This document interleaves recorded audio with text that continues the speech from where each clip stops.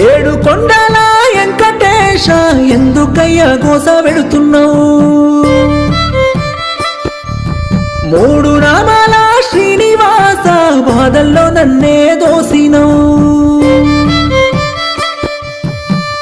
లోకమంతా చూసే నీకు నేను కానరాపోతి సామి కంట నీరు వెట్టంగా కూడా కనికరించపోతివి సామి భక్తులుండి వేడిన కూడా పాపమాన పోతివి సామి సేతులెత్తి మొక్కిన కూడా సెక్కు జడ పోతివి సామి ఎందుకయ్యా